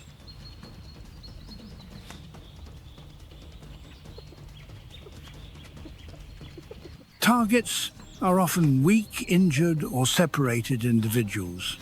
This approach reduces risk, but requires precise coordination among multiple members.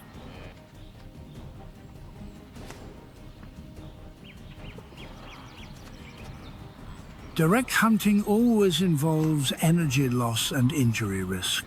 Therefore, hyenas do not rely on a single method.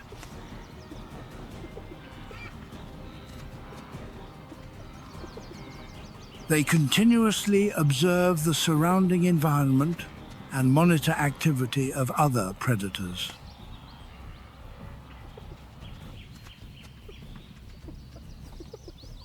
This strategy does not require immediate acceleration or direct confrontation. Hyenas wait for appropriate timing when prey becomes exhausted or when another predator loses awareness.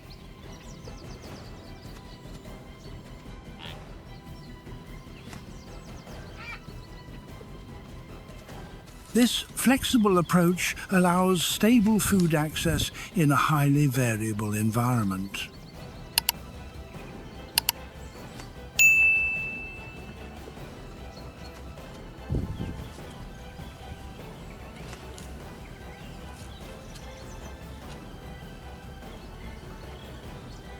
Without superior physical size, the clan maintains strong savanna position through organization, spatial memory, and accurate risk assessment.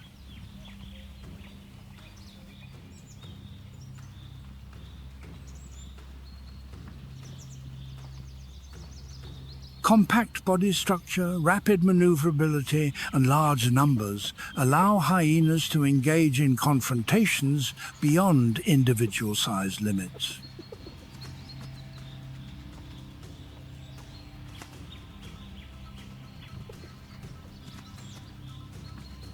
When operating as a group, pressure is applied continuously from multiple directions.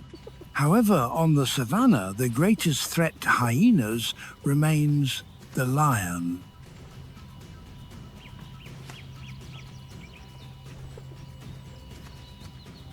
Lions possess superior muscle strength and direct control capability.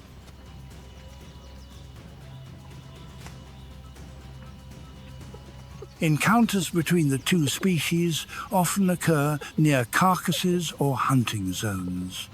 These events are not random.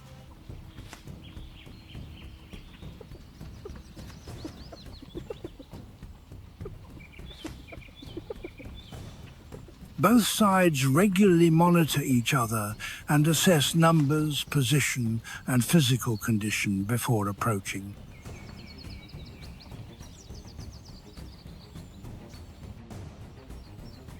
A small difference in group size or formation error can reverse the situation rapidly.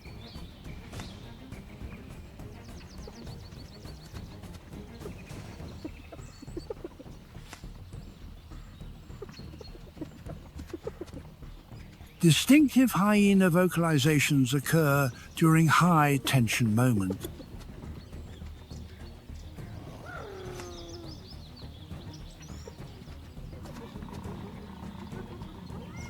These sounds function as internal signals used to summon the clan, maintain formation, and apply psychological pressure.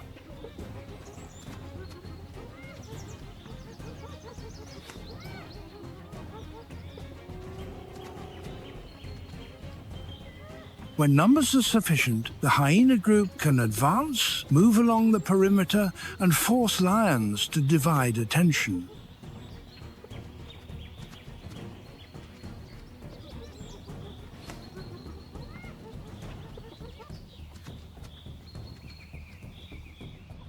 A single adult male lion holds mass and strike force far exceeding that of an individual hyena.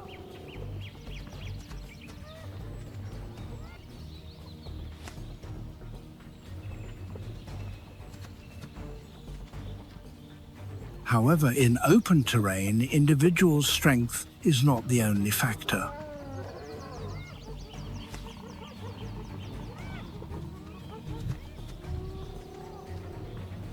Continuous pressure from multiple individuals, reduced distance, and extended duration gradually diminish muscular advantage.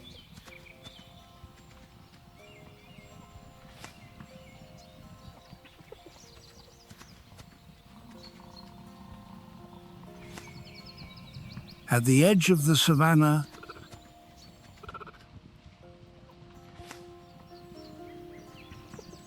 the area quickly attracts observers.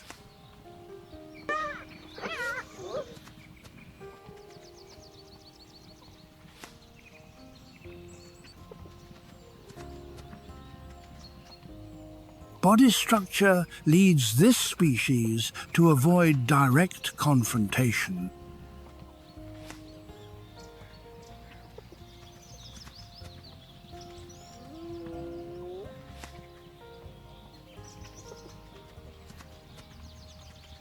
A single minor injury can disrupt hunting ability for several days.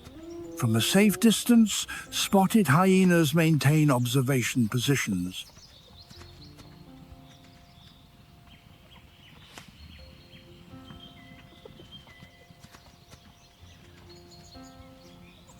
They do not advance immediately. They wait for signs of vulnerability.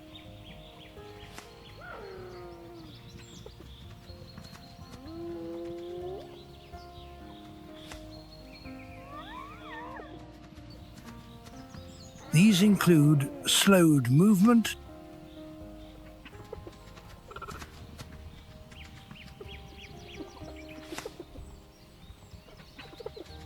when opportunity appears, the hyena group moves into the area.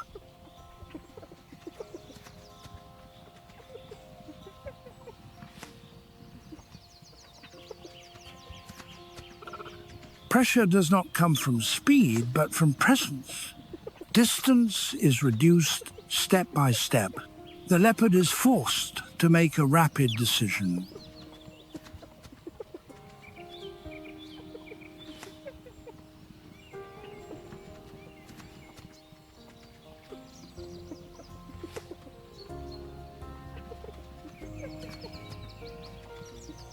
It can retain the prey and accept risk, or it can withdraw to preserve future hunting capacity.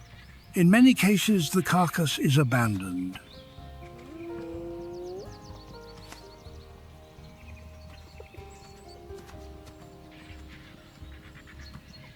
This strategy is repeated frequently. No long pursuit is required. No direct confrontation is required.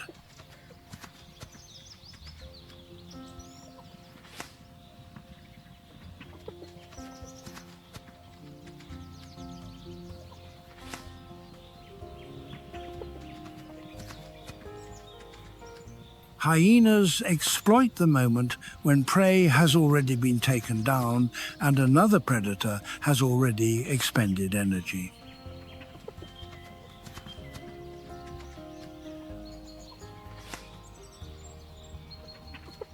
This behavior is defined as kleptoparasitism. It is a method that minimizes risk, optimizes energy use, and aligns with group living.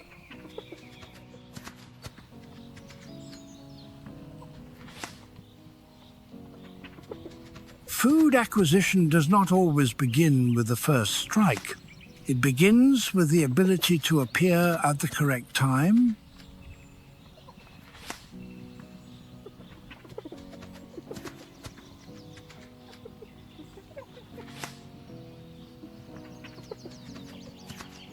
the digestive system of the hyena is optimized for food sources that many other species cannot process.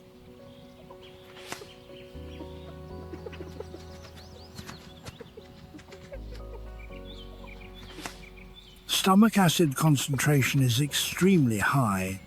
It is sufficient to break down heavily decomposed meat, eliminate most bacteria, and dissolve bone.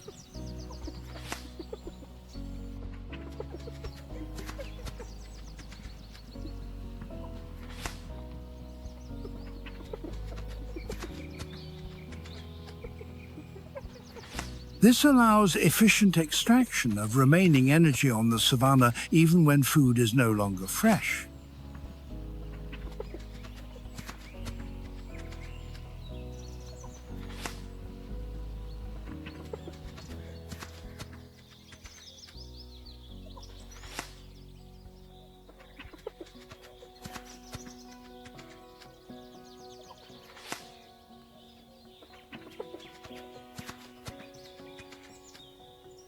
On the savanna, hyenas hold a fixed position within the survival network.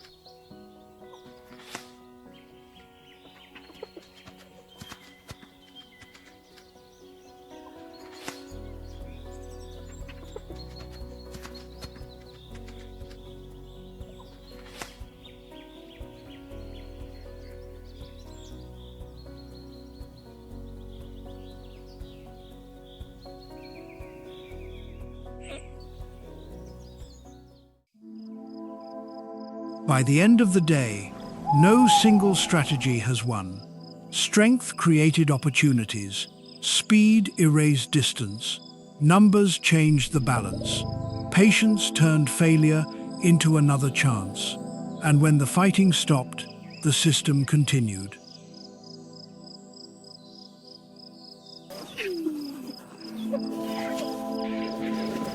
Hyenas took what others abandoned. Vultures processed what remained.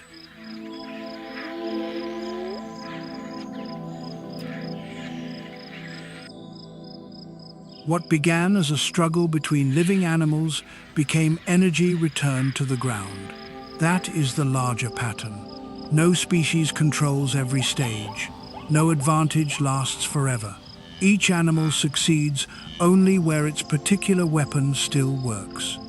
Conditions change, competitors change, the calculation changes with them. The strongest may dominate one moment, the fastest may own the next. But survival belongs to neither permanently. It belongs to whatever can keep answering the pressure.